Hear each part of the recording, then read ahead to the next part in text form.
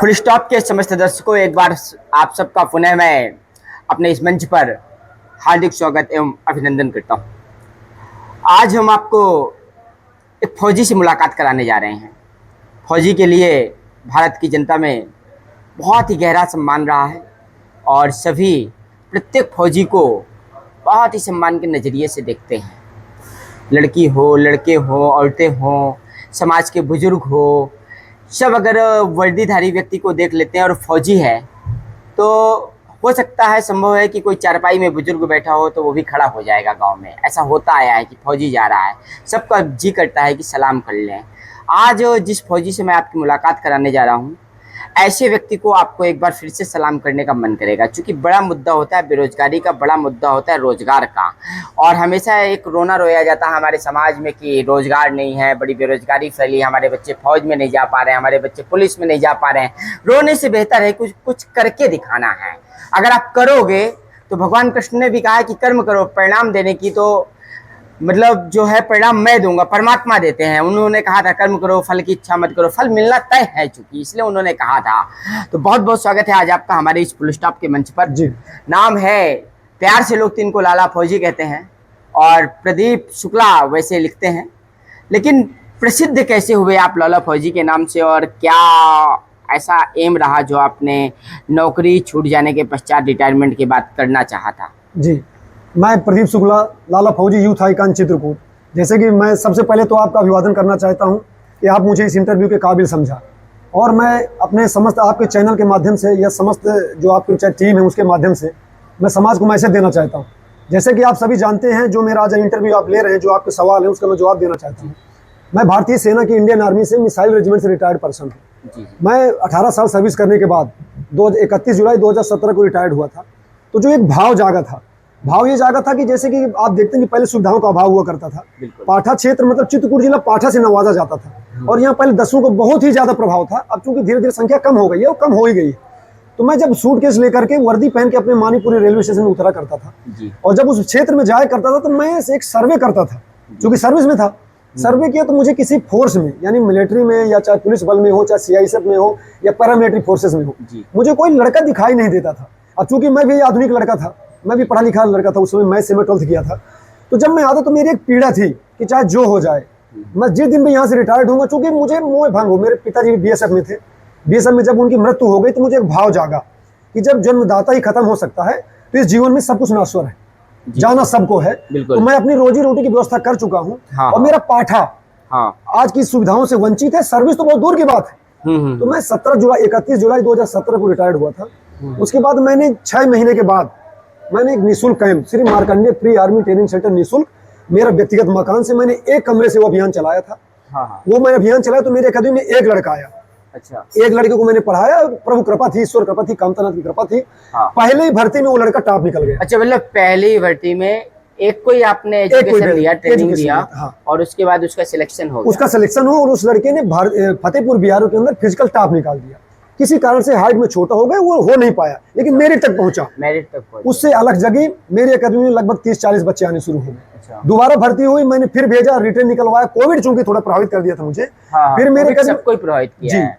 तो 17 लड़के भर्ती में गए, जिसमें से 9 लड़के निकले। अच्छा, 17 गए और 9 निकल सिलेक्शन हो गया। हाँ, फिजिकल, मेडिकल, रिटर्न ये सब निकाल करके बच्चे सिलेक्शन हो गए। मतलब आपने पाठा के 9 बच्चों को जी फौज में भेज दिया? जी। उसके बाद फिर 2022 में मेरे यहाँ से एमपी पुलिस में एक लड़के का सिलेक्शन हुआ।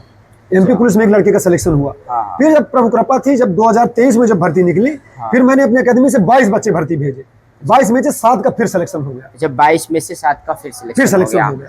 तो कुल मिलाकर के आपने जो करना चाहा, जो आपने सोचा कि मतलब यहाँ के लोगों को रोजगार मिले जी, और प्रतिभाएं तो हैं जी, लेकिन उनको निखारेगा कौन, सवाल ये है। जी जी जी, आपने उनको निखारने का काम किया। जी जी जी, निखारने का प्रयास किया और हो गया, सब सहयोग मिलता रहा। एक से शुरू की गई, आज पूरा जिला दौड़ रहा है जी। खुशी इस बात की है कि एक निःशुल्क ट्रेनिंग कैंप, लेकिन जो एक प्लेटफार्म है, आधे से हमारे जो पाठा के बच्चे हैं उनको यही नहीं पता कि किस उम्र में किस फोर्स में जाना चाहिए। वो मैंने मुहिम चलाई। बिल्कुल, लेकिन आपने लड़कों की बात की, लड़कियों की बात क्यों नहीं की? लड़कियों की, बच्चियों की बात कर, चूंकि क्या मेरे पास एकोमोडेशन शुरू में नहीं था। मेरे यहाँ मैंने बच्चों को, चूंकि कॉमन है, जितनी भर्ती बच्चों के लिए निकलती उतनी भर्ती बच्चियों के लिए निकलती।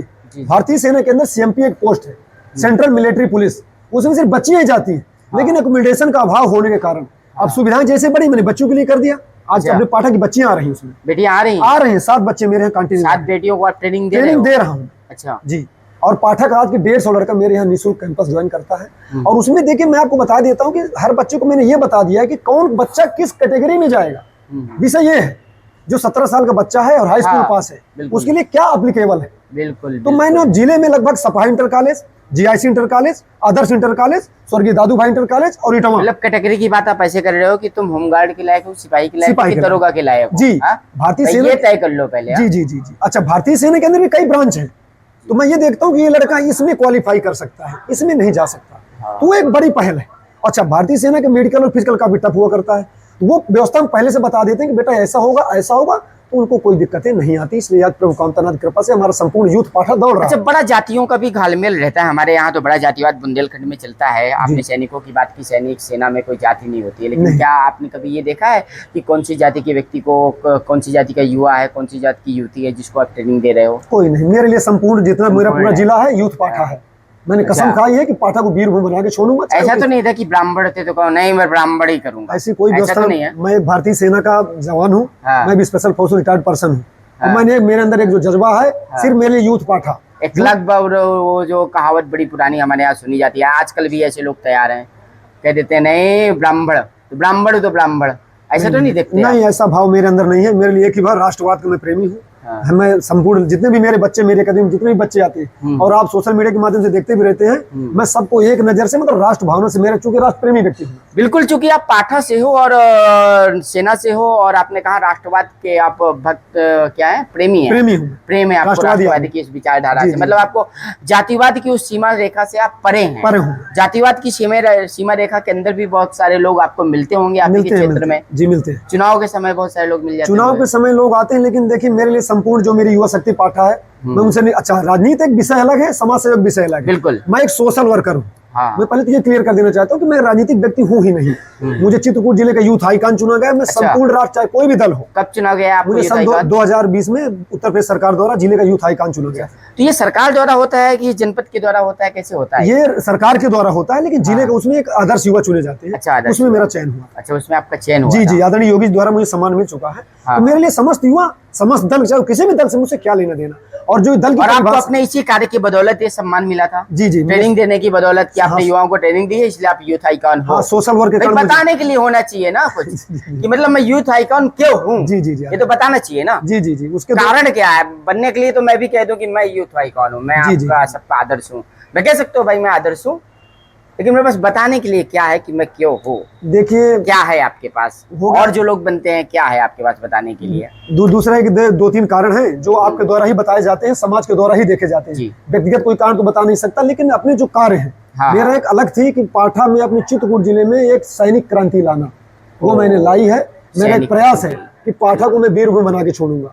दूसरा मेरी एक मुहिम थी कि मेरे यहाँ जितने भी विकलांग, बेवा, विधवा, इनको पेंशन के आवेदन करने में दिक्कतें आती थी, तो मैंने 3 जन सेवा, मारकुंडी के अंदर एक मोदनवाल जन सेवा चलाते हैं, इटवा के अंदर सार्थक जन सेवा केंद्र है, और टिकरिया के अंदर मनीष जन सेवा केंद्र में मैंने समस्त विधवा, बेवा और विकलांगों के लिए मैंने जन सेवा फ्री कर रखा है ऑनलाइन। अच्छा, ऑनलाइन ये भी फ्री कर रखा है आपने, मतलब आप समाज सेवा को कई एक भागों में, जैसे एक पेड़ की वृक्ष की शाखाएं अनेक हैं, वैसे आपने शाखाएं फैला रखी हैं। जी जी जी जी। और एक अंधेरा मुक्त पाठा जो मुहिम चलाई थी, वो भी मैंने चलाई है कि जब भी मेरा पेंशन बढ़ती है। और मैं एक व्यक्ति। तो और आप ये एक बात बताओ हमें, जैसे अभी तक के सफर में और कौन सा सम्मान आपको मिलने जा रहा है, या आपने कोई सम्मान अर्जित किया है? जी, हो गया मुझे 2020 में यूथ आइकॉन उत्तर प्रदेश सरकार द्वारा मिला था। अभी मुझे आप सब लोगों के सहयोग से विश्वविद्यालय संगठन की तरफ से आज का गांधी सम्मान से चित्रकूट जिले में नवाजा जा रहा है। अच्छा, गांधी तो बंदूक के खिलाफ थे भाई। तो बंदूक तो चूंकि राष्ट्र युद्ध के खिलाफ थे, तो राष्ट्रवाद, जब मैं सर्विस में था तो चूंकि राष्ट्र के लिए सब कुछ करना पड़ता है। वही तो, धर्मो रक्षति रक्षिते वाले एक सैनिक को मतलब गांधी जी के सम्मान से नवाजा जाएगा, बंदूक वाले गन वाले व्यक्ति को। हो गया, अब रिटायर्ड होने के बाद जो भाव है वही है। नहीं, काम अच्छा है, लेकिन गांधी की विचारधारा से कहा है, मैंने गलत नहीं कह रहा हूँ मैं, नहीं, तो गांधी जी की विचारधारा थी जो लोग, आप गलत तो नहीं है? नहीं, बिल्कुल, धर्म और राष्ट्र और समाज और युवाओं की रक्षा के लिए चाहे फिर थोड़ा सा कदम उठाने पड़े, तो कोई वो नहीं है। तो जैसे अब हम लोग अंत के लिए चल रहे हैं जी, पाठा के बारे में आपके अपने और क्या विचार हैं, पाठा के लिए क्या सोच है, पाठा का विकास कैसे होगा, वो थोड़ा सा कम शब्दों में बताइएगा। जी, पाठा के बारे में हर जनप्रतिनिधि से, जो भी जनप्रतिनिधि चुने जाते हैं, मैं उनसे व्यक्तिगत निवेदन करना चाहता हूँ, यूथ आइकॉन होने के नाते मैं निवेदन करना चाहता हूँ कि धरातल में कार्य करिए। धरातल के कार्य का मतलब है कि यहाँ से किसी गांव का अगर आपने सहयोग कर दिया है फोन के द्वारा या किसी को, तो आपको उसकी हकीकत नहीं पता चलती। आप जमीन में जाइए। अभी भी पाठा हमारा 2-3 चीजों से वंचित है, शिक्षा, स्वास्थ्य और व्यक्तिगत जो दैनिक जो उपयोग की चीजें। देखिए, रोड, लाइट, पानी, ये सरकार की जिम्मेदारी है। अगर कोई आवाज उठाए तो भी आएंगे, नहीं उठाएगा तो भी आएंगे। बिल्कुल। लेकिन सबसे ज्यादा जो प्रभाव पड़ रहा है मैं देख रहा हूँ, शिक्षा का बहुत बड़ा प्रभाव है, स्वास्थ्य का बहुत बड़ा प्रभाव है। लोगों को जागरूकता आगे लाने के लिए जब तक जनप्रतिनिधि जमीन में नहीं जाएगा, हाँ। किसी गांव में नहीं जाएगा, उसको इसकी परिभाषा नहीं मिल सकती। ये मैं बिल्कुल। तो देखिए, बहुत सारे लोगों के सामने सवाल होता है कि हम रिटायरमेंट के बाद क्या करेंगे, या बहुत सारे लोग कहते हुए मिल जाते हैं कि हम रिटायरमेंट के बाद आराम फरमाएंगे। ऐसा ही होता है ना, बहुत सारे लोग यही प्लान करते रहते हैं, रिटायरमेंट के बाद तो मुझे आनंद काटना है, आराम फरमाना है। लेकिन ऐसे भी लोग हमारे समाज में हैं जो सैनिक की नौकरी करते हैं, सेना के जवान होते हैं, और उसके बाद भी उनके अंदर एक जिजीविषा होती है, एक जुनून होता है कि मुझे अपने क्षेत्र, अपने समाज के लोगों के लिए क्या करना है। तो ऐसे ही आज एक सैनिक गुरु, अगर मैं इनको कहूँ तो गलत नहीं होगा, सैनिकों के गुरु से हमने आपकी मुलाकात कराई है। लाला फौजी के नाम से प्रसिद्ध है, प्रदीप शुक्ला इनका नाम है। और पाठा की उस धरती में जहां दस्युओं की गोलियां गड़गड़ाया करती थी, जहां कुछ लोग जातिवाद का गुरूर पाल करके रहते हैं, ऐसे लोगों के बीच से भी एक ऐसा सैनिक, एक ऐसा व्यक्ति हमारे बीच में आज मिला है। और जनता दरबार में एक खास शख्सियत से हमने आपकी मुलाकात कराई है। तो बने रहेगा लगातार हमारे साथ फुल स्टॉप में। फिर मिलाएंगे किसी और खास शख्सियत से हम आपको।